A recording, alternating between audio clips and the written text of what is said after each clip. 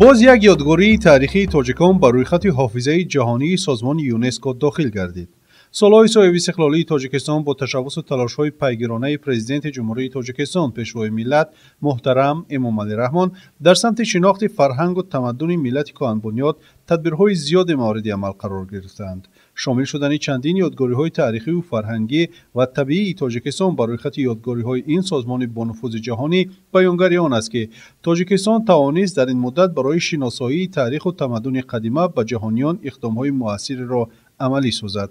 اینک دستخطهای قلعه مخ که با شرافت بازیافت آن سال 1932 با تحقیق صحیفه‌های تاریخ وادی زرافشان آخرین شاه پنجکنت دوران استیلای عرب دیوشتیچ کشفیات و آموزش من بعده یادگاری‌های عصری میانگی بر وقتی وادی، شهرداری و خواجگیداری، رسم و رسوم عائله‌داری، سودای داخلی، وضع سیاسی و اجتماعی، برقرار نمودن تاریخ سیاسی آسیای مرکزی آن دوره ابتدا گذاشته شد. در قطار 74 چنین دستخط و حجت‌های نادر جهان بر روی خط حافظه جهانی سازمان یونسکو داخل گردیدند.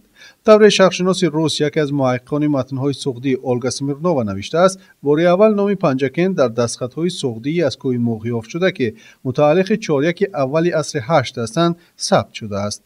آن ابتدای کشف و تحقیق شهر پنجکن قدیم گردید. دستخط‌های قلعه مخ با پیشنهاد پژوهشگاه تحقیق آسیای مرکزی و مرکز جهانی میراث خطی که از نهادهای سازمان یونسکو هستند با این رویخط داخل کرده شدند.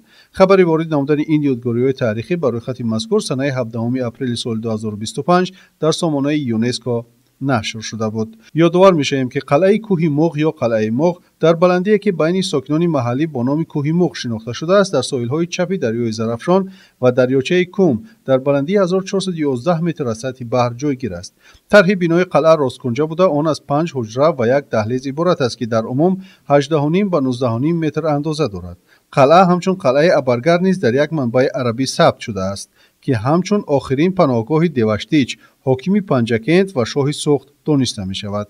قلعه نچندان کلان با 4 حجره رواقپوش دراز و دهلیز پیوست کننده این حجره ها بنیاد یافته احتمال از 2 آشیانه عبارت بود و به آشیانه های بالایی طریق زینه‌پایه ها می برآمدند.